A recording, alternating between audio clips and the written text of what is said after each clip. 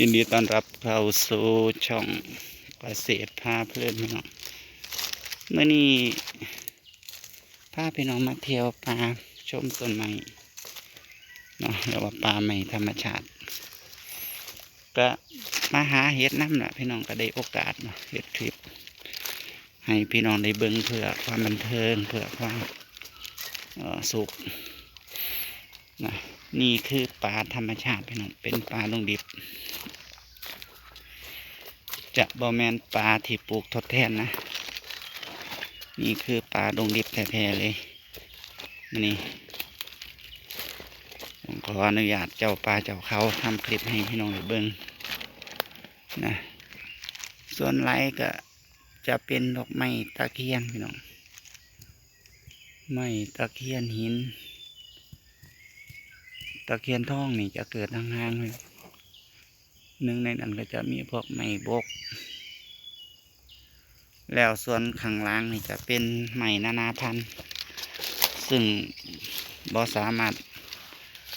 ที่บรรยายได้ว่าเป็นไม้ชนิดใดนี่เป็นไม้ที่เสริมก็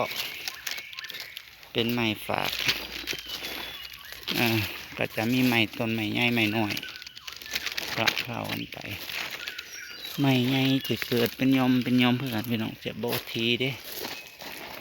เพราะฉะนั้นนี่ถ้าเราปลูกไม้นี่เราก็ต้องปลูกให้มันกึ่งธรรมชาติจะมีต้นใหญ่อยู่ห่างกันประมาณ10 เมตรต่อต้นที่เหลือก็จะเป็นพวกไม้ชนิดอื่นเกิดเส้นเช่นเถาวัลย์เพื่ออย่างมื้อนี้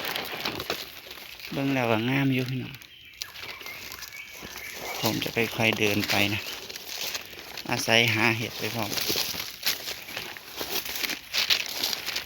ปกติเวลานี่ผมจะไล่สดอยู่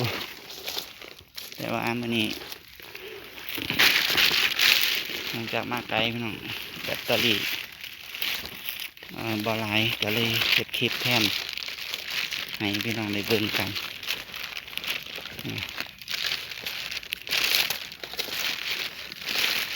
มาบ้านไรอยู่นี่ละตอนสัก4 โมงก็5 โมงเนี่ย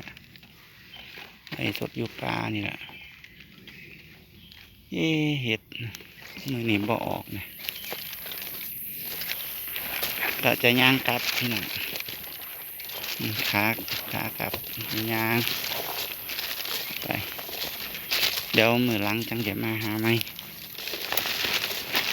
เห็ดมันจะบ่ออกทุกวันดอกมันจะมีระยะห่างของมัน2-3 วันถ้ามือใดฝนตกแห้งนี่พวกเห็ดไข่เห็ด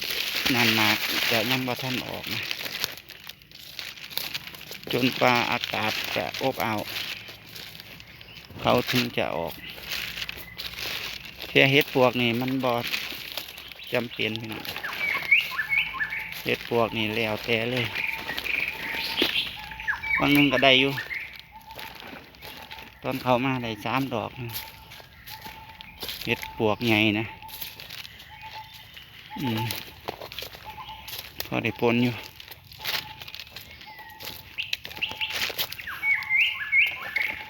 นี่ธรรมชาติสวยงามในป่ามันก็จะมีทางประมาณนี้ได้พี่น้องเด้อป่าอันนี้เป็นขอบป่าหรอกมันบ่ได้เข้าไปลึกหรอกผมอยู่ประมาณสักมันเขตให้กับเขตป่าเขตสวนเพิ่นนี่อยู่ติดนี่อันนี้มองโล่งๆเพิ่นตั้งเพิ่นเป็นเขตเพิ่นเขตสวนเกษตรนะมันจะแบ่งเขตไว้ชัดเจนเลยเป็นถนน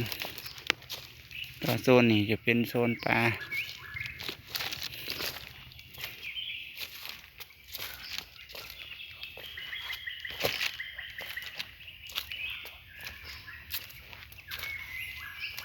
ก็จะพาพี่น้องเบิ่งต้นไม้ที่สวยนี่พี่น้องอันนี้เป็นไม้โบกด้วยนี่ไม้โบก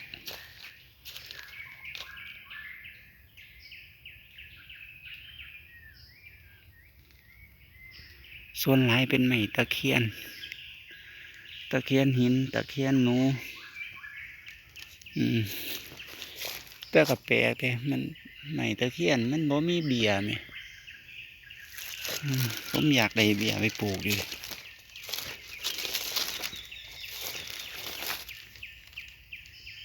ไม้ตะเคียนนี่ต้นใดเพิ่นตุยเด้อพี่น้อง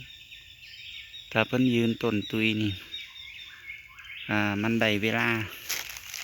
เฮ็ดนี่จะออกแบบทั้งต้นเลย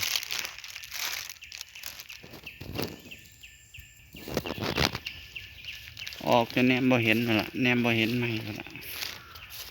เฮ็ดบดนะ แต่ว่าน้อยตอนน้อยหนักที่ได้เห็นนะต้องไปตาเลิกคนนี่ก่อนนำลาพระจากพี่น้องก็จะขอถ่ายวิวให้พี่น้องได้เบิ่งเลยนี่เป็นโซนที่ต้นไม้หลายๆนะมองนี่มันโล่งแจ้งนะเป็นไม้ตะเคียนซะส่วนหลายมีไม้บกตะเคียนหนูนี่ก็สำหรับคลิปนี้เนาะก็ขอพระคุณทุกการรับชมผมเกษตรพาเพลินพี่น้องนี่ก็จะขอลงคลิปไว้แต่เพียงเท่านี้พบกันไหมในคลิปหน้าพี่น้องสำหรับคลิปนี้ขอทุกท่านอยู่ดีมีแห้งคิดที่ไหนจมใจปรารถนาก็อย่าลืมพี่น้องฝากกดแชร์ให้นะเพื่อเป็นวันกำลังใจนะสำหรับวันนี้ต้องกล่าวคำว่าบ๊ายบายสวัสดีครับผม